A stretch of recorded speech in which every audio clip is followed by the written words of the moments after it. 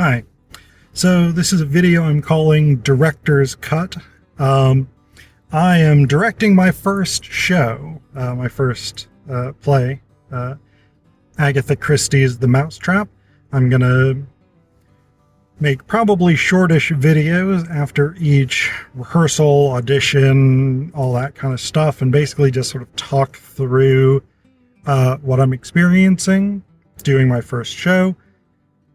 Is it going to be interesting? Probably not. Who knows? But I'm going to sort of keep this as a record, I guess, both for myself, for future plays I might direct, but also maybe, you know, other people who are directing performances might be interested as well.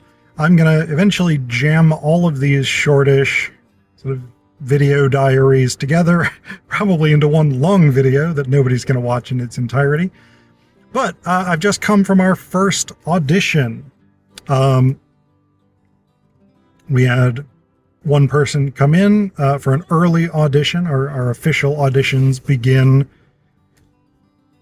a week and a half or so from now.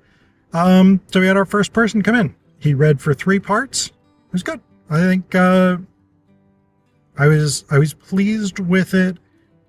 It's an interesting thing because I don't entirely know what exactly I should be looking for in terms of when people are auditioning. Like what exactly I should be I mean, obviously I have some sense that this is like,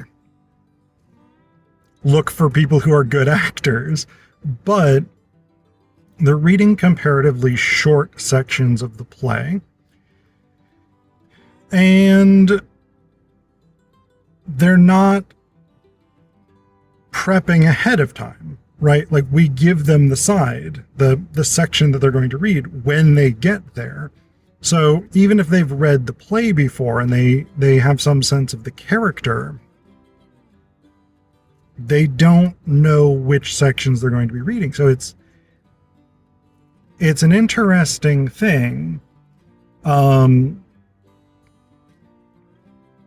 I think there's going to be a gap between someone's ability to sort of cold read, where they're just picking up the section of the script and acting that character the way they think it should be acted, or based on whatever guidance I give them, versus the way that they will be able to perform that character once we've gone through weeks of rehearsals and sort of workshop that character and figured out what that character is going to be like. So I don't know. It's probably one of those things where there isn't a secret. Like it seems like there should be a secret, but there isn't. Of like, how do you take the cold reading that someone is doing and go from there to figure out, all right, is this person going to be a good actor? And are they going to perform the way that I, as director, want them to perform when they've gone through the rehearsals and things like that? So that's my sort of initial thoughts today after this first rehearsal, or first audition rather. The other thing I do want to say, I've been working on the schedule for this show. One note that I got, because I had drafted an original version of the schedule that kind of made sense to me but didn't feel right. I redrafted the schedule. One note that I got from Stephanie, the leader, I guess, of Sock Buskin Theater Company, or one of the leaders at least, was try and have at least 3 rehearsals in which actors are going over the text before you ask them to go off book. So I revised the schedule in order to do that. But that I think is a really good concrete piece of advice that I really liked. At least 3 rehearsals where you go over any particular scene or whatever it is before you have people go off book. So anyway, that's day 1. That's where we are. So we just had our first night of proper auditions. When I filmed the first video for this series that had just one person come in, special early audition. This time we had a lot of people come in. I say a lot. I mean, I don't know what the sort of norm one would expect is. We had probably 10 people or so come in, maybe a dozen. And it was good. It was an interesting difference between auditioning just one person and auditioning a bunch of people, because you got to see how different people understood the roles, how they performed the roles, some different possibilities. And that was actually a thing that I was really struck by, because there was a couple of the characters that I had a fairly distinct sense of how I thought they were going to be, what kind of character this was. Paravicini, for instance, I was thinking, all right, this is a sinister character. This is somebody who is unsettling, right? But then some of the actors in their auditions were more sort of jovial. And that was interesting, because I actually like the possibilities of that. Because you can do a jovial, sinister character, right? You can be unsettling without being sort of twirl your mustache and all this sort of Victorian baddie type stuff. You can still be a disturbing presence on stage with that being woven more subtly through the character. So I think that was a really interesting element of it. Another thing that actually was really beneficial for me as a first-time director, not knowing really how to do casting, if I'm honest, was that we're casting for 2 shows at the moment, my own show and another show. And the other director, along with the author, one co-author, although it sounds like she did the majority of the writing for that show, were there, along with another member of the board for Sock Buskin Theater. And they all had a lot more experience doing this than I did. So it was great to be able to see how they approach things, but also to just sort of ask them the kinds of things that are most important for them in casting. Because that was actually a question I asked before we started, because it was the thing, I had talked about this last time, like feeling like there's some sort of secret of like, here's what you should be looking for. And I, as a first-time director, caster, didn't know what that secret was. I still don't think there is really a secret, but what the other director had said was she always listens for people's voice. She's interested in the voice. And yeah, I definitely see that, especially with these kinds, with these kinds of readings. But I think I'm also getting a sense of what I, as a caster, as a director, might be interested in. I'll probably talk more about this tomorrow after we wrap up auditions and do our casting meeting. So tonight was our second night of casting, and we had the casting meeting after. Again, it was an interesting thing to sort of see everybody perform and to watch different people take their different approaches to the performances. One of the things that really was interesting, and that was, I think, a useful piece, was having somebody read multiple parts and seeing how they performed differently, because you got a better sense of their range. But ultimately, the thing that I think I learned the most from tonight was actually our casting meeting, because what I had done was, for each character, I made a list of my top 3 people. And one of the problems, this is a community theater production, so it depends on who comes in. But one of the things that I found was I had the same people on the list as not top choices, but the first person who I wanted for Miss Casewell, for instance, was my second choice for Molly Ralston. And so there's that thing where, like, if the if the actor turns down the role of Miss Casewell, it's unlikely that they're going to take the role of Molly. So I was making my list based on what roles I think people were best fit for. But I wasn't necessarily thinking about it in terms of practicality. So that's something that I wouldn't necessarily change, because I think my system worked well for me. But again, if your second choice for a role, so if the person that I wanted to cast for Molly says no, and the person who I wanted to cast for Miss Casewell says no, it's unlikely that person from who said no to Miss Casewell is going to say no to is going to say yes to Molly. So there is that element to it. But the thing that was interesting is that Christie, the other director who's casting for the other show Sock Buskin is doing right now, when I had my list pretty well solid, she said, okay, can you envision all of these people working together as a cast? And I thought that was a really, really useful thought exercise. And I could, actually. I'm really happy with the cast that I've put together. Hopefully, everybody says yes. There is one person who we're sort of on the fence about, because we don't know what her schedule is going to be for rehearsing another show, but that's a reality of community theater as well. But I think that was a really, really good piece of advice, is to say, okay, can I picture all of these people playing against one another on the same stage? So it just came from the meeting with our set designer, where we started sort of working out how things are going to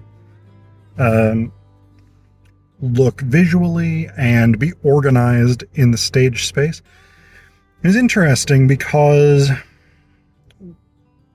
one of the things about the Mousetrap Agatha Christie has a set design in there. At the end of the Samuel French edition, at least, she has a set design, but it is a set design for a proscenium arch theater, which is what it originally was produced with. I think in the original run, I forget where it premiered exactly, somewhere in northern England. I want to possibly Newcastle, but that doesn't sound right. It was performed at Newcastle before it opened in London at the Ambassadors. But anyway, we are not performing in a proscenium arch stage. We're performing in a thrust stage with auditorium seating. And so you just can't have the setup the way that Christie puts it in her set design. And so we were sort of working out, okay, in the space of the barn theater where we're performing, where can we put entrances and exits? Where can we put furniture to sort of minimize blocking sight lines, while at the same time doing the thing that I'm really interested in, which is to try and sort of draw the audience into the space of Monkswell Manor. Because I want the audience to kind of feel like they are part of this space, that they are part of the mystery that's going on, etc., etc. And so if we can, what we're trying to do is sort of figure out a way to create a space so that it will feel almost like the walls of the room where this play is occurring extend to the walls of the theater. But then we've also got to figure out what are the logistics of moving actors on and off stage, etc., etc. And then we had to we started talking about things like props and furniture and stuff like this, and where does furniture go so that we can act around it? What kinds of, do we need all of the tables, for instance, that Christie has on her set? And so we're sort of making these strategic decisions for the space that we have. And one of the things that sort of guided some of our decisions, and I think this is another sort of worthwhile thing to be aware of for directors or for future me directing additional productions, is that there are quirks of the barn as a performance space. Unfortunately, our set designer, Stephanie, knows more of those quirks than I do. But things like, there's one particular entrance to the backstage area that if you put an actual physical door there, there's nothing really to anchor it to. And so when you open and close that door, the frame is going to wobble. And that's very, like, I've actually seen that in performances in this space. So that's a thing that's worth avoiding. It's good to know those sort of quirks of the performance space as you're doing something like set design. So just had our first full cast read through, missing one person, but it was good. It was an interesting experience. I think the read through process went pretty smoothly. One of the things that will be interesting, because I actually read the stage directions in the read through, so we got all of that read aloud. But actually, because our setup is very different than the setup that Christie envisions, a lot of the stage directions are not applicable.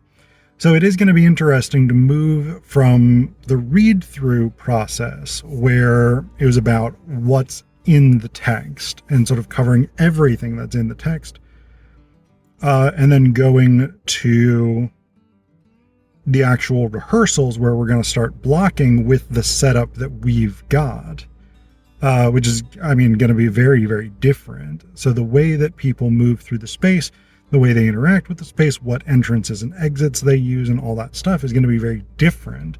So I think it's going to be cool. I think it's going to be a fun distinction to move from just what Christie says in the script itself to what we're doing in our own production.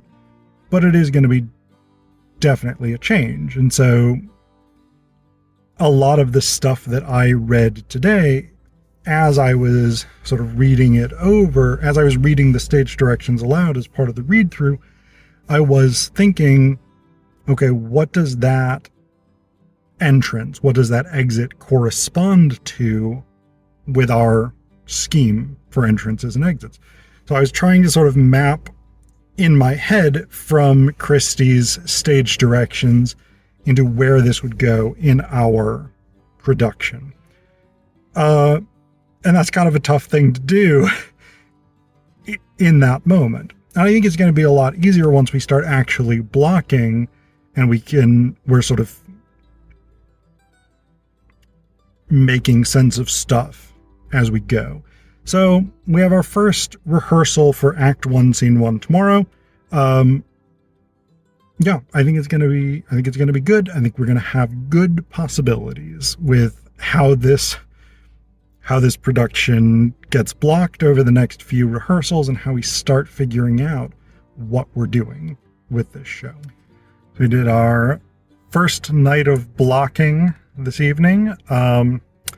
Blocked Act 1, Scene 1. We went through it quite quickly. We actually we started a little bit late, 6:15-ish rather than 6. And then we ran through the first scene twice. And we're still done by about 8. So it was a very, very quick set of blocking. It went quite well. I think part of it is that in the Mousetrap, there just isn't that much blocking, really. There isn't that much like specific movement that people need to do. There's entrances and exits, but at least in the first scene, there isn't much action per se. So what we focused on, rather than like people need to move in specific ways or to specific places and things like this, is establishing relationships between characters and starting to use the physical space of the stage and proximities, movements toward and away from other characters, etc., in order to start building those connections, those relationships between characters. So, for instance, Mrs. Boyle is a very intimidating presence that nobody particularly likes, but especially in this first scene, Molly and Christopher are terrified of her, and so Mrs. Boyle is able to sort of command this space where Molly will, for instance, continually back away from her. Christopher, the first time he interacts with her, he ends up, again, drawing away from her. But then Giles is not intimidated by her, and so he gets to occupy the sort of middle of the stage, facing even away from her as he addresses her. And that, again, it's this sort of power play thing. So that was kind of what we focused on in terms of how characters are occupying this stage space, is what are the sort of physical movements, the movements through the space, physical proximities tell us about how these characters connect with one another. What are their attitudes toward one another? So that was the thing we really focused on, and I think that's probably going to end up being somewhat carried through. But especially as we get into Act 2, which we'll get into, I don't know, over the weekend, I think. It's Monday now. We're meeting Wednesday and Thursday, and then I think Saturday we come back and we start on Act 2. Act 2 does have more action in it. More people are coming, going, there's much more movement around, etc., etc. So that may shift the way we're thinking about blocking. But I'm not sure yet. We'll see. I mean, we'll see what happens when we get to that section. So tonight we blocked Act 1, Scene 2 of the Mousetrap. And that light sucks. Okay, I'm going to film from this angle, which is a little bit better. No, it's not. So we blocked Act 1, Scene 2 of the Mousetrap. Pretty much a completely different experience from blocking Act 1, Scene 1. And I don't know how much of it is just that Act 1, Scene 1 is a little bit easier in terms of the staging. Like, people do enter and exit, but for the most part, they're like entering from outside and exiting up the stairs. So there's less sort of movement around, but then also you just have fewer people on stage. So I think that was one of the other things. There are scenes in 1-2 where everyone is on stage, and you have to figure out, all right, where do we put all of these people on stage so that they are visible to the audience, they are visible to each other, particularly the characters who are immediately interacting, and they can do something that seems meaningful and to make sense.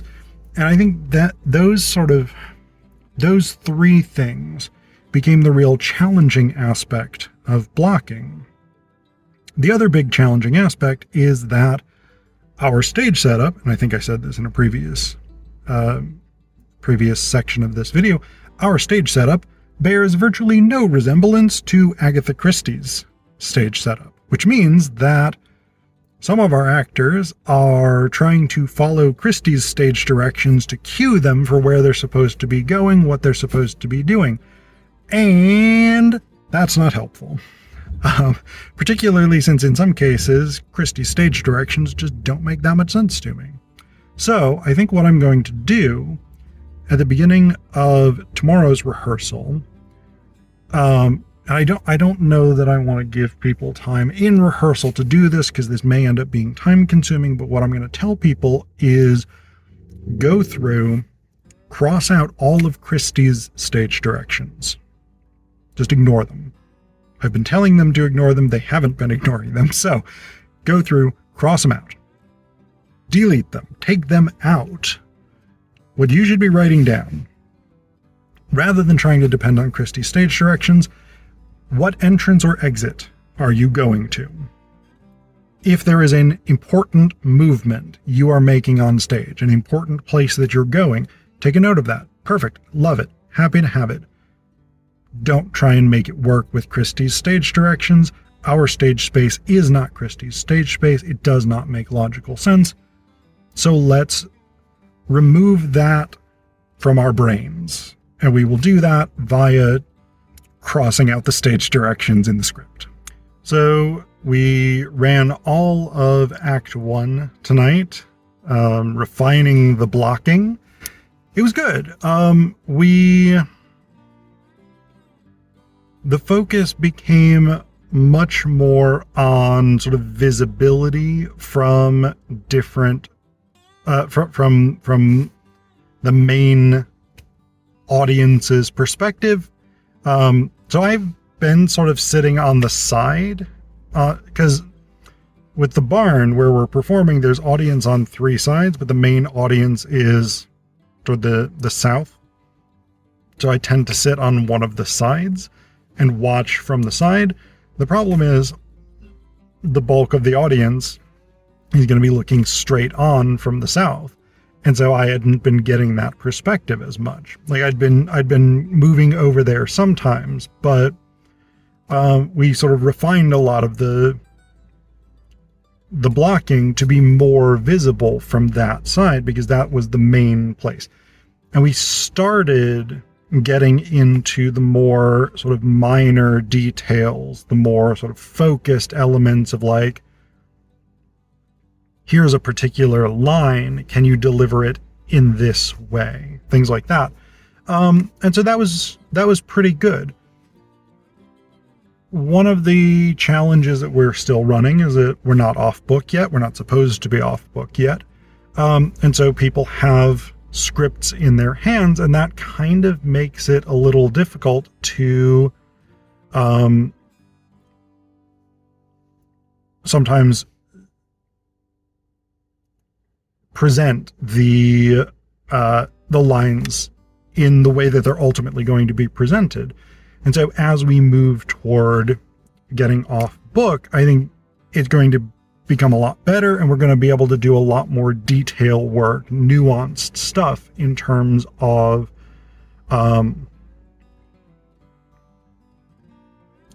really refining these characters and making them who they're ultimately going to be for the show.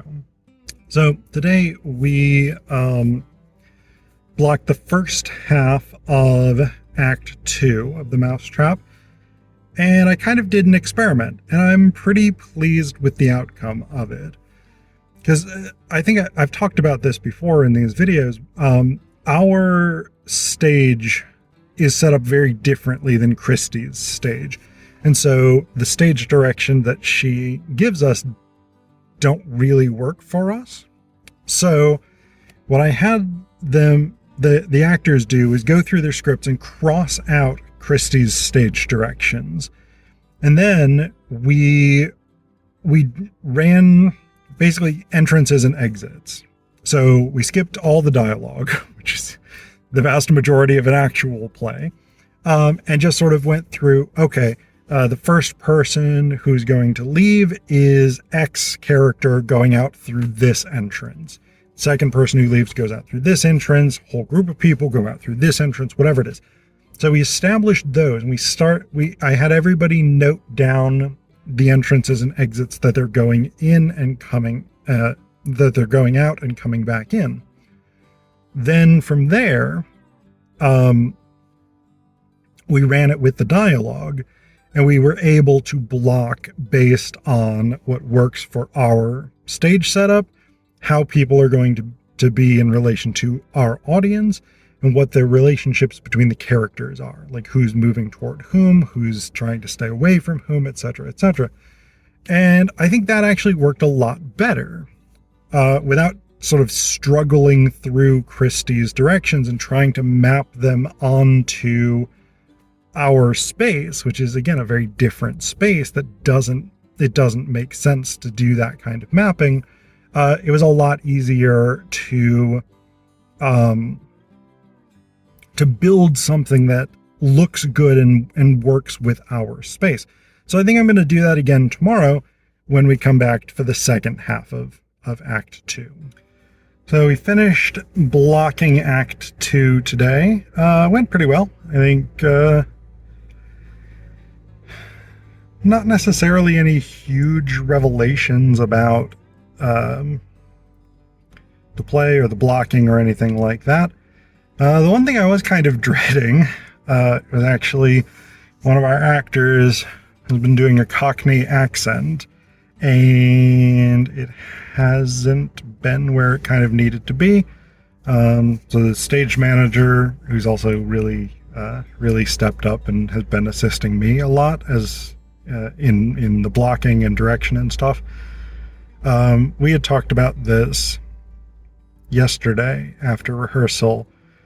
And like it was, so this is the kind of the thing, right? Is like, I didn't initially want to do stage accents. I may have said this before. I don't like stage accents because I feel like often there's at least one person where the accent just sort of breaks at some point. And for me as an audience member, I find that very distracting. So I don't tend to like them.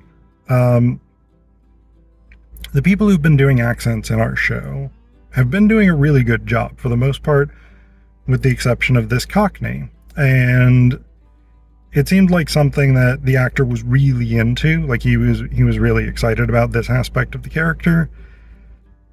And I kind of had to tell him, listen, man, it's not working. And because it's not working, it's distracting from the character. The stage manager actually suggested that the way I approach this was, we think you're a better actor than what we're getting, and the attention to the accent is kind of taking away from your acting ability. And that actually, he seemed like he was kind of also aware of that. So today we rehearsed it without him doing the Cockney accent. It was a lot better. It was so much better. We talked briefly after the rehearsal, and he may go for just a general British accent, which I actually think is fine, and I think he'll have a much easier time with than Cockney. Cockney's a hard accent to do. So I'm much more on board with that. So in tonight's rehearsal, we ran all of Act 2 twice. Pretty good progress. Pretty solid with the blocking. A little bit challenging because we were missing Giles and we were missing Christopher. We were also missing our stage manager, who's been sort of helping and taking notes and things like that, and also who's been reading for anybody who has been missing from rehearsals. So I ended up reading for those parts, which, I mean, it wasn't bad, but because part of what I'm trying to do with these rehearsals is sort of watch the blocking and where everybody is, how they're moving, etc., etc. Also having to wait for also having to pay attention to the script for the next line for two different characters does kind of take me out of that paying attention to the blocking and the movements of the characters and stuff like that. So not ideal, but you know, it worked out. The other thing that I did tonight, and actually I'll tell you about this in just a second, that's actually going to be a big problem with our next rehearsal, where we are missing Molly, who is the main female lead, who's in most of the scenes. We're missing Christopher Wren, who's a big player, especially in Act 1, and we're probably going to be missing Giles. There's just not that many scenes that don't have one or multiple of those characters in them. So we've got a 3-hour rehearsal block. fuck if I know what we're going to do with it to make it productive. I mean, there's bits and pieces of it that we can run, but it is going to be like running bits and pieces of the thing. And I'm not sure how productive that necessarily is. I do think it's going to end up being quite a short rehearsal because I don't know that there's that much that's productive. But that's tomorrow's problem. No, Saturday's problem. So the other thing that I did tonight that was, I think, a really worthwhile endeavor. Our producer had been at our last rehearsal, and one of the things that she said was that because we have a thrust stage with audience on three sides, a lot of the action was kind of occurring on one side of the stage or toward the front, but there's a whole third side of the stage, and the people in that section of the audience may or may not be getting as good a view. So for our second run through of Act 2 tonight, I actually went and sat over in that section. And you know what? I thought it was good. I thought it was fine, because actually when people are standing on the one side of the stage and talking to other characters this direction, they're talking toward that side of the stage. So it actually ended up looking fine from that side. Just you're looking kind of across the stage at characters, whereas from the other side, you're getting more of people's back when they're standing on your side, but the action is occurring closer to you. So I think it all works out. I thought it looked fine. I don't know. We'll see what the audience thinks. So today we did our first set construction day, and then we did a kind of open rehearsal period. We were missing a couple of crucial people for the show, so we basically just focused on memorizing lines. The set construction was good. It was interesting. I mostly painted stuff. I worked on the desk, and I got to sort of stylize it and make it look kind of cool. If I remember, I'll put a picture up. And then I worked on some fire logs. We have a fire in our play, and I made the logs out of foam pool noodles. Painted them, cut them up, scraped them up, made them so textured, and then painted them. It did occur to me as I was stabbing pool noodles for about the 500th time, we probably could have just gotten real logs, but you know, it is what it is. We're just doing them out of foam. So yeah. The other thing to report is that we had our first real sort of conflict between cast members. We have someone who's acting as our dialect coach, and I guess while working with one of the other actors on his dialect, on his British accent, she said something he found uncomplimentary, and so he was stewing about that for a while, and then he sort of came over and challenged her on it while she was talking to me. So I, as director, kind of was there for that. I did what I tend to try and do when I'm teaching, and there's like a group of students working together and they have a conflict, which is I mostly try to let them work it out for themselves. But then I sort of reiterated one of the things that we as a community theater want to focus on is community and like supporting one another. And we each have our own expertise. We each have experience and knowledge that we can bring to it. And as we build community, we want to both be aware of how we're giving suggestions, but we also want to take these things in a constructive sense. And I think they were able to sort of reconcile. The dialect coach apologized for the way that she had said what she said, and I think things are patched up. I hope. So tonight we ran all of Act 1. We actually started by doing headshots for the cast. I met with our producer, stage manager, and we did our props meeting, which was good. It's interesting, the props meeting aspect, because as a community theater, we have a certain amount of random stuff based on previous plays that they've done. But then also we have access to a lot of other stuff that other community theaters who use some of the same buildings use. So, I mean, the props stuff is all going to get taken care of, etc., etc. The rehearsal itself was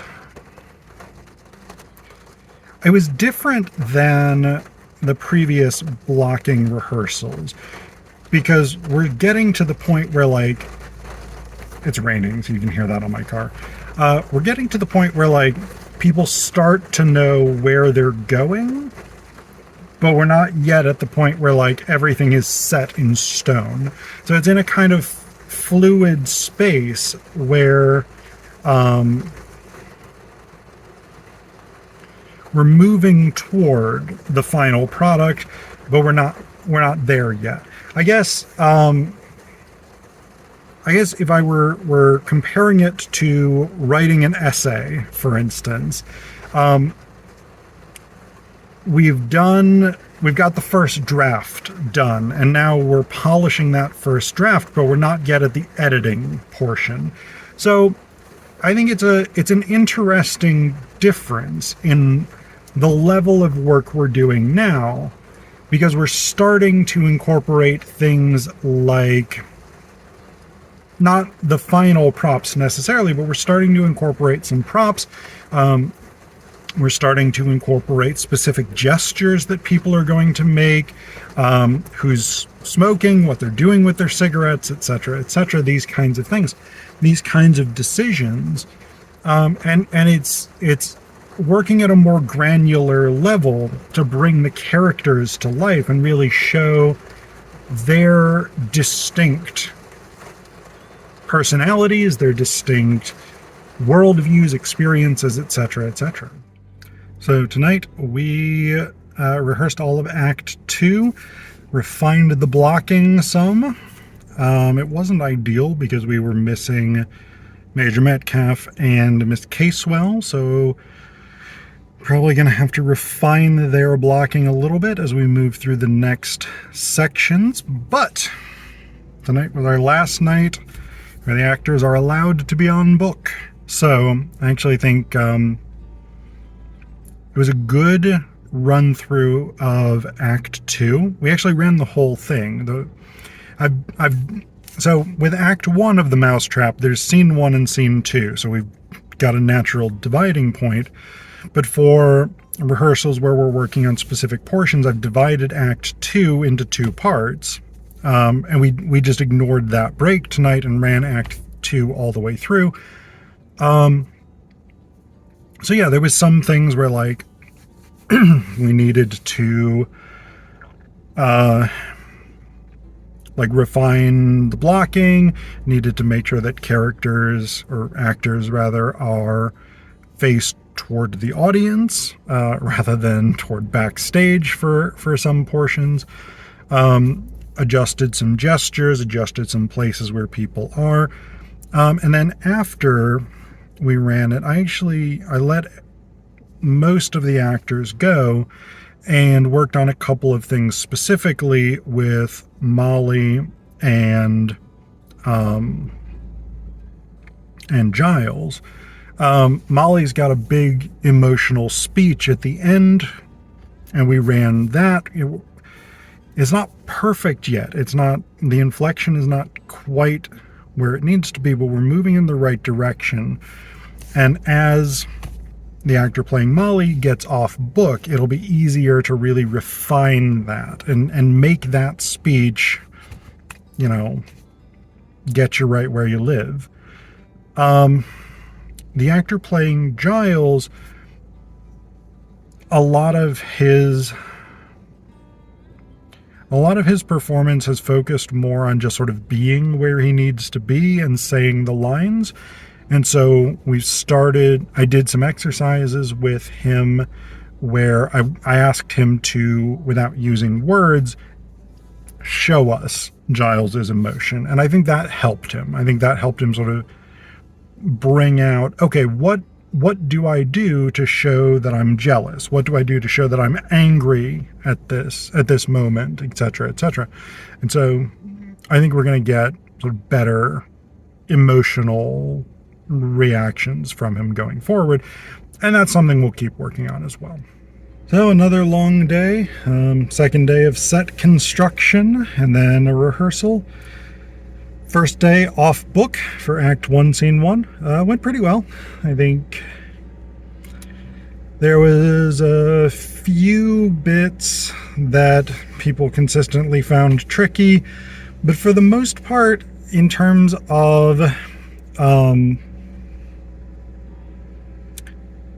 like missed lines and things like that, it was mostly just small things. Not necessarily super consistent, but obviously we'll keep working on it as we move forward. I was attempting to both be the sort of line prompter and take notes about the performance and actually take some rehearsal pictures that we can use for sort of promotional purposes and things.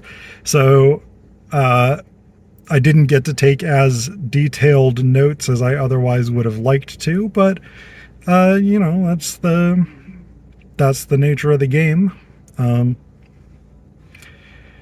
Community theater, again, one of the things is people do have conflicts, and so our stage manager, who has been here and has been super, super helpful in terms of like taking blocking notes and giving me suggestions for how to like help make this performance as good as possible, etc., etc. She had a conflict, so she wasn't able to be here today. So I was doing all of that stuff. Yeah. And that's one of the things that you do with community theater is like, because nobody's being paid to do this, people have stuff outside of this that they need to do, and we carry on. And yeah, I think it was really good. The actors did a fantastic job with the performances. Very few issues in terms of memorization and stuff so far. So yeah, good stuff. So Saturday, we had done our first off-book rehearsal for Act 1, Scene 1. It went really well. Tonight, Act 1, Scene 2 was a bit rougher. That's really actually kind of interesting, because Act 1, Scene 1 of the Mousetrap is fairly straightforward. I mean, people come in, they introduce themselves, they mention how snowy it is, and that's kind of all there is to it for the most part. Act 1, Scene 2 is more complex. There's more interpersonal interactions and stuff like this. And so one of the things that was interesting when we did 1-1 in a slightly under 3-hour rehearsal, we were able to run it 4 times. Tonight, in a roughly 2.5-hour rehearsal, we ran 1-2 twice. So it took a lot more time. And partially it's a longer piece than 1-1, but I don't think it's that much longer. And so I think it is an issue of, because the dialogue and the interactions are more complex, it's been more challenging for people in terms of memorizing the lines and really getting off book. So that's been an interesting challenge. I think we definitely made progress, because actually the second time that we ran it was much, much stronger. So I'm still optimistic about it. But I think we're going to run into similar issues with Act 2, probably with both sections of it, because I've divided Act 2 into Part 1 and Part 2 for our rehearsal purposes. I think both of those are going to produce the same kinds of challenges that we've seen with today's rehearsal, because the dialogue and the interactions are more complex and more challenging. So Act 2, Part 1, off book tonight. Similar kind of situation to what we had with Act 1, Scene 2. People were reasonably off book, but there were parts that were better, parts that weren't really there yet. And once again, our stage manager, who has been helping out and following along to actually prompt people with lines, was not here. So I was prompting lines and taking directorial notes again. But I actually think it went better. I feel like Act 2, Part 1 worked better than Act 1, Part 2, Act 1, Scene 2. I don't know what the difference was necessarily, but it felt smoother. We got through it 3 times as opposed to 2 times with Act 1, Scene 2. I don't know. I don't know what the difference was. But yeah, I was pretty happy with it, comparatively. So today we did our last section, running it off book for the first time. I say off book. It was semi-off book is maybe more accurate. And so because we are not as off book as I might ideally want, what we're doing is basically adding a couple more rehearsals. Today's Saturday. Our next scheduled rehearsal is Tuesday. What we had on the list was TBD. I have determined that we are going to run the entire play off book, and we're going to make it more seriously off book. I've been somewhat lax about this and just sort of let actors have their scripts with them. The upshot of which has been that for portions of the off book days, they have been on book. On Tuesday, we are going to be off book. We're going to not have actors carrying scripts with them. If they cannot remember a line, they have to call for line, because we will have someone there who can remind them what the line is. And that's kind of crucial because we're actually moving toward tech relatively quickly. Then on Wednesday of next week, what's on the schedule is dry tech rehearsal. So basically just the tech crew, lighting, sound, props, whatever, they will go through their part of the show without the cast and crew, or without the cast rather. We're also going to add a proper cast rehearsal with the cast meeting here at our rehearsal space rather than the performance space, because we need at least another run through on it.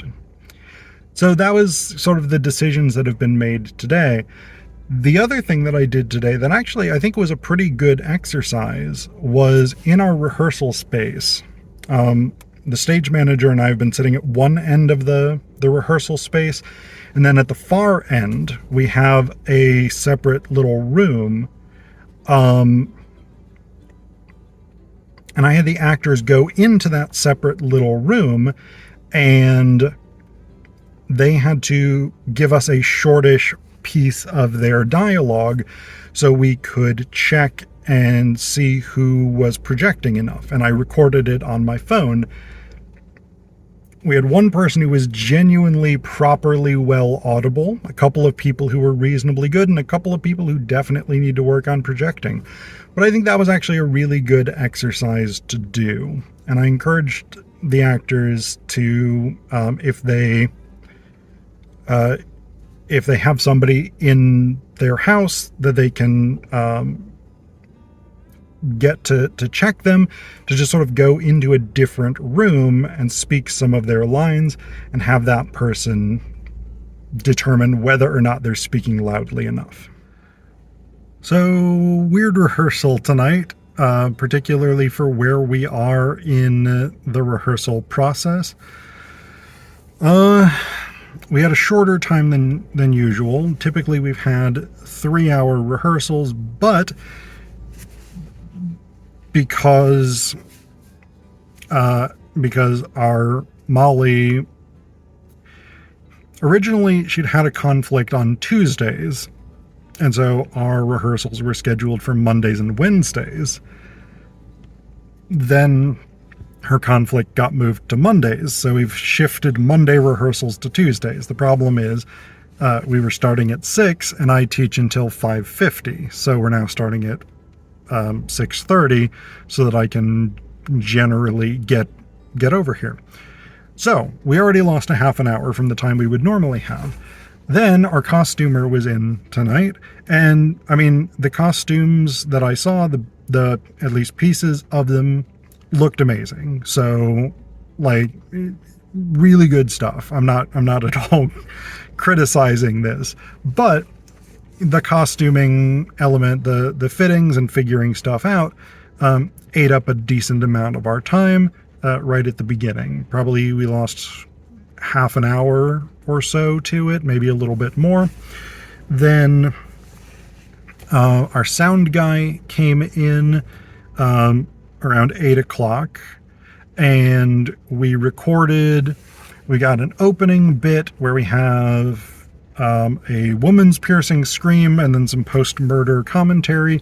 So a bunch of us recorded that all together, and then I recorded the voice on the radio bits.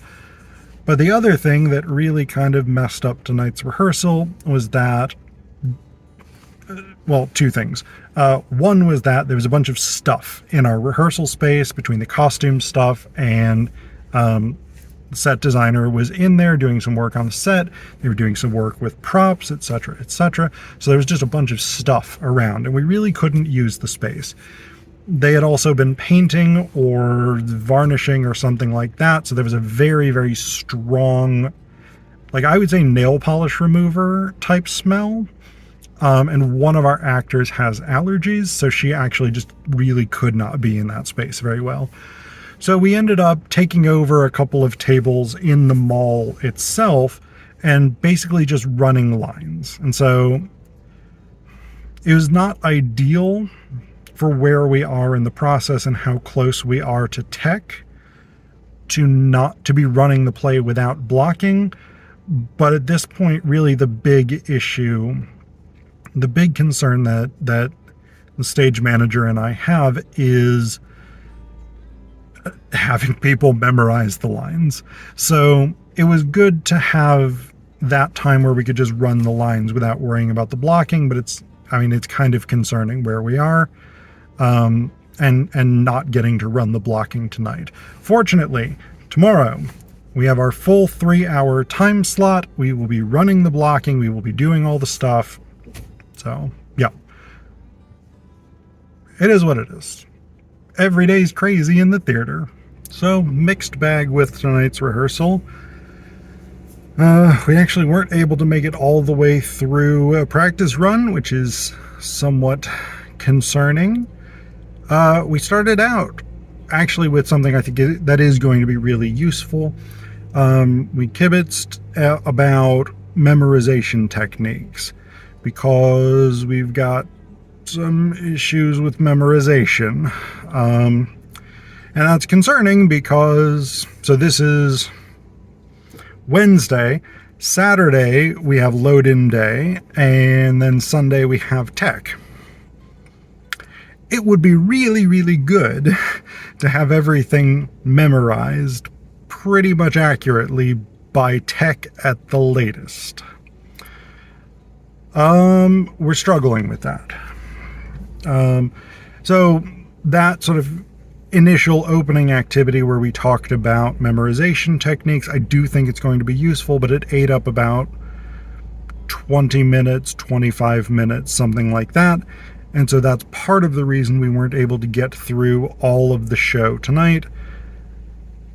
But then our stage manager has been taking line notes for when people are missing their lines, and that ended up taking a long time as well, because we did those at the end of Act 1, Scene 1 and Act 1, Scene 2. And especially with Act 1, Scene 2, there was so many line notes. And I think one thing I'm going to need to establish for future rehearsals is that when we're doing notes, we can't discuss them. They kind of need to be, here's the note, and the actor says, yes, thank you, I understand. We can't really have much discussion of it at this stage because there's just so many notes, especially with the line notes. I mean, I'm actually at the point where I'm not making that many notes in terms of the blocking and the way that people are presenting things. I'm still making some, but not nearly as many as I was. But the line notes, there's a lot of them. So it's taking up too much time to have discussion and have actors like explaining or being like, yeah, here's what I did, here's why I screwed this up, whatever it is. We gotta dispense with that in the interests of actually being able to make it through the play. So that's something I need to enforce. And I'm not great at enforcing. That's not one of my strengths necessarily, but that is something that I'm going to have to say. So another very long day. Today we had load in. So basically in the morning we went to our rehearsal space, which is at the mall, loaded all of the stuff into a U-Haul or into people's cars, drove it out here to the barn. That's the barn. That's the back side of it. But that's where our performance space is. And we unloaded all the stuff into the barn. And then we worked on putting the set together. So I learned a little bit about set construction, which is kind of a cool additional thing. I'm not ready to be a set constructor. I'm not ready to sort of market myself as having that skill, but I got some good insights about things like how to make sure that everything is stable, connecting different pieces of the set to one another, particularly along the back wall, because we've got 1, 2, 3, 4, 5 different panels in our back wall section, and so they all have to be stable. They all have to connect to one another. And part of the problem is at the barn where we perform, we actually can't anchor anything to the floor. So everything has to be connected to the other set pieces and try and create stability that way. The problem is that's not as solid as if we could use screws or bolts or something to connect things to the floor. Then we ran our first partial rehearsal. Originally, the idea had been that we would run a full rehearsal, but not enough time. Set construction took a bit longer than we ideally wanted because the actors, the priority was memorizing lines. And so the actors went back in the green room with our stage manager and they worked on lines. And I actually stayed out and helped with the set construction. That being said, when we ran Act 2, which has been much, much, much worse in terms of memorization than Act 1, it was very much better today. So I was really happy with that. But it was really interesting, really cool to start seeing the performance in the space itself. And because we have a thrust stage and seating on 3 sides, for each of our rehearsals, we got 2 tech rehearsals tomorrow. Then on Monday, we've got a dress rehearsal. Wednesday, we got a second dress rehearsal. Thursday, we open. So for each of those rehearsals between now and opening night, I'm going to sit in a different part of the seating, so I can see how the show looks from different angles. And I sat actually in probably maybe the worst seat in the house tonight, because I was kind of immediately behind a couple of the pillars that hold the roof up. So it wasn't fantastic as a view, but if I leaned forward, leaned back, I could look around those to actually see most of the action. And it was good, even though, like, someone's character's back is often going to be to at least one portion of the audience. We just have to accept that with a thrust stage, and it actually looked pretty decent from that angle. So I didn't record this video last night because it was quite dark when we got done, just about 9:15. So it was a long day because we started at noon and went until 9:15. So yeah, long day. We did tech stuff yesterday. I now have a better sense of why people say that everything fucks up during tech rehearsals. No, we did we did some good stuff yesterday. We ran into some issues yesterday as well, particularly since the person who sort of designed our sound and light system used a software that the people who are actually going to be running it don't really know how to use, so that was not ideal. So our producer, who's also helping with tech and doing our stage design, basically she downloaded an app she knows how to run in order to set up the sound and lighting cues, which means she and the person who's primarily running our tech had to get all that stuff situated. So that took a while. We also had some issues with volume for sound cues. We had an issue where there's 3 voice on the radio parts for the Mousetrap, and I recorded all 3 of them, but the guy I recorded them with doesn't seem to have saved or sent at least the first 2. He sent the second and then the third. He may not have realized that the first and the second were distinct because most of the dialogue is the same, but the first is longer and the second is a little bit slower. So he may have just thought they were 2 versions of the same thing. It is what it is, but I've basically re-recorded those. In terms of what we did on the non-tech side, the acting side, one thing we did that I thought was actually really helpful, but also kind of challenging for the actors, was we did a cue-to-cue rehearsal, which I had never heard of, and actually at least one of the actors had never heard of, so that was a point of confusion for a bit. But basically, a cue-to-cue is you give us the line before an entrance and the line after, or the line. So entrances, sound cues, and light cues. Basically, that's what it is. We jump through the script. We're not doing the whole performance. We're jumping through the script to here's the cue, this person enters, or here's the cue, lights change. Here's the cue, sound goes on, whatever it is. And so that's what that was.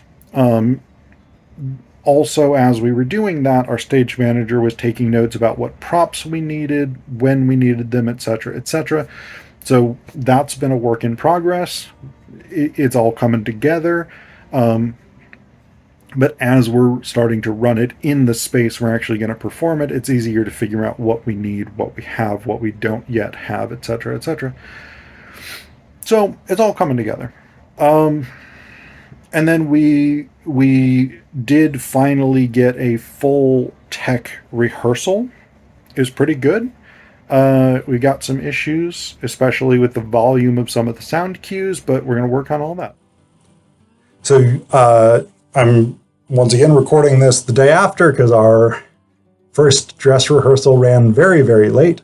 We had our first dress rehearsal last night. It was actually very good. I was super pleased with it.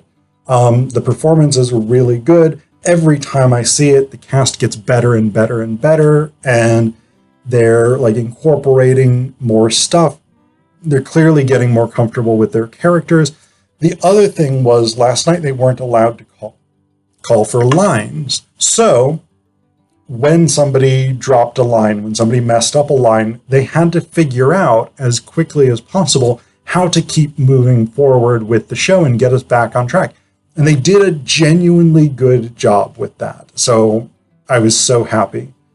There were some issues with the show. Part of that is just nerves, I think. Last night was our first run through in costumes. But then the other issue that we have is, I don't remember if I mentioned this in my previous video, but our guy who's playing Giles, because when you go up the stairs, our stairs are set in front of a doorway, basically, and the doorway is just a normal sized doorway. So when you go up the stairs and you're 3 feet higher up or something like that, it's an incredibly low doorway. Like there's not much headroom. It's probably like, I don't know, 4 feet high. And the guy who's playing Giles is not super, super tall necessarily, but you have to remember that it's there. And part of the problem is it's black. That wall is painted black and it's backstage. So he bonked his head in our tech rehearsal. Quite possibly had a mild concussion. So we've been really concerned about that. And last night he was basically just like, yeah, I don't think I can perform. And we, as a group, were like, yeah, that's probably the right decision. Doing this rehearsal is not worth potentially endangering your health. So he ended up going home. One of the other actors, the guy playing Christopher Wren, took him home.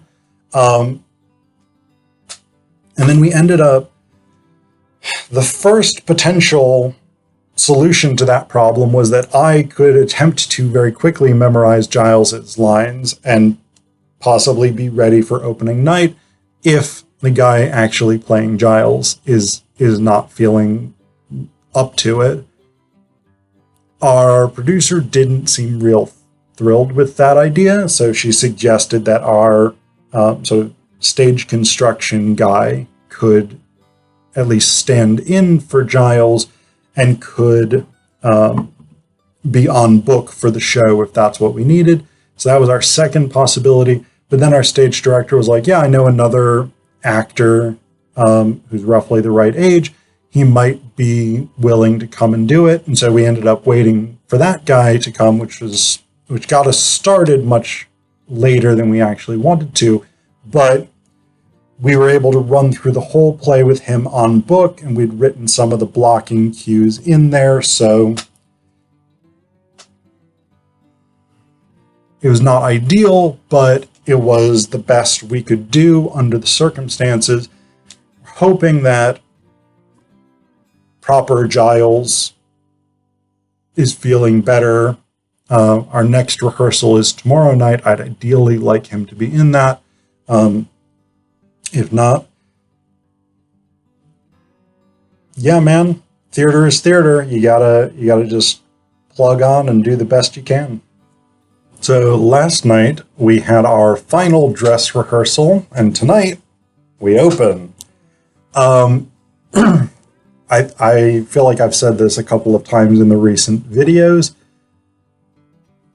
The actors are doing amazing. I'm so happy with how the production is coming together. Last night was really good. Again, one of the things, like, they've gotten to the point, and I think this is super, super important for their confidence in being able to put the show on. They've gotten to the point where when somebody drops a line or when they forget a section of it, somebody else is able to pick up from it, and they can sort of improv, they can ad lib to get that info out there. And so that I'm incredibly impressed by them, by how well they're doing, because that's a difficult thing to do. For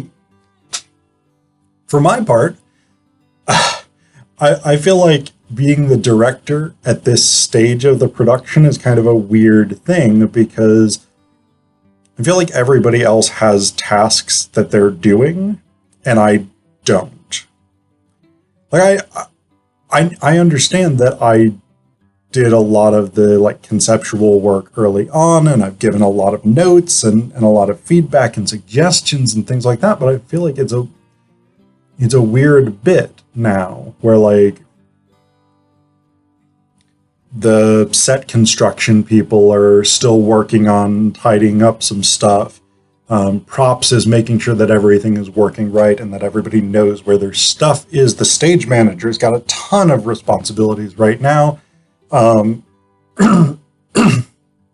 This is the first time that she's stage managed, and she's said to me several times, like, she has so much respect for stage managers because of how difficult that task is. And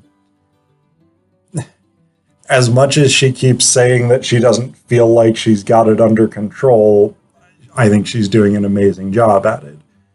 So it's this weird feeling for me where like there's this sort of and the actors, of course, the actors have their costumes, their props, they all need to get that stuff prepped, and then they actually do the show, etc. So I feel like there's this frantic energy all around me as people are doing what they're supposed to be doing. And there's nothing that I'm particularly supposed to be doing, because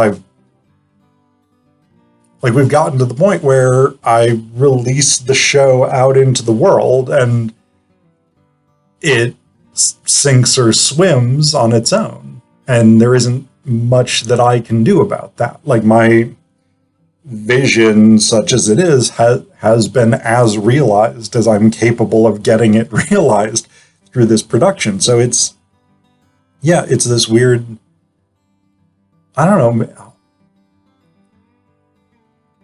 know, maybe it's like empty nest syndrome. I don't know, where I kind of feel like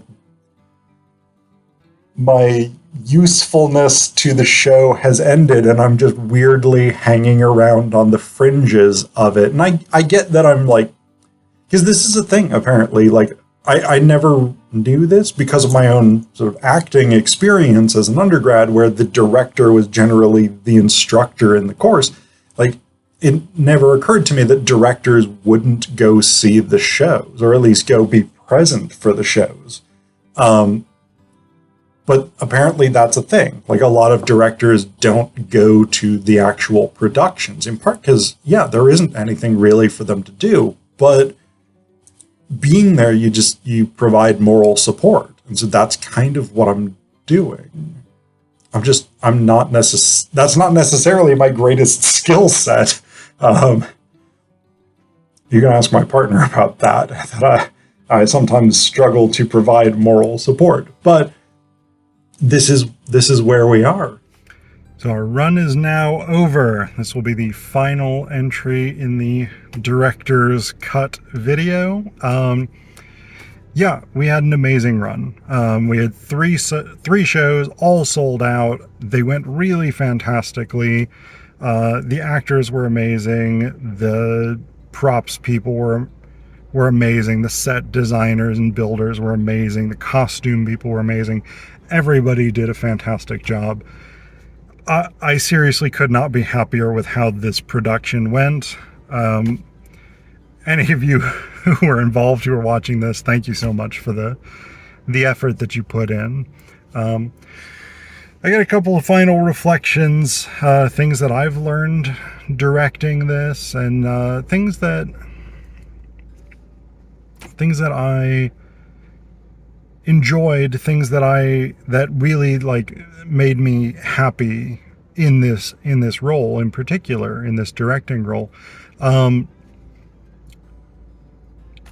I found my favorite type of note to give, which is, you did this thing in this rehearsal, keep that for the show. I got to, like, in the last several rehearsals in our rehearsal space, in the tech rehearsal, in the dress rehearsals, I got to give that note several times, and that's my favorite note to give.